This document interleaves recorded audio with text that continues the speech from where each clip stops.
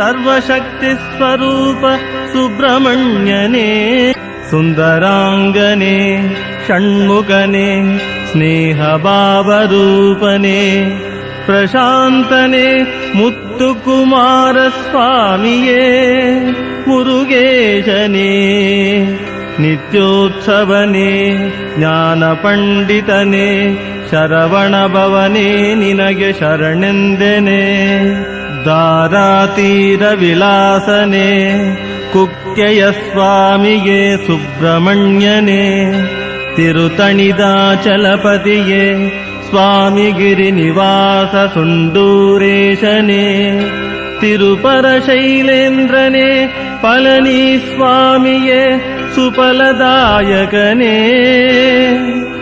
ಚಂದೂರೇಶ್ವರನೇ ಘಾಟಿ ಸುಬ್ರಹ್ಮಣ್ಯನೇ ನಿನಗೆ ಶರಣೆಂದೆನೆ.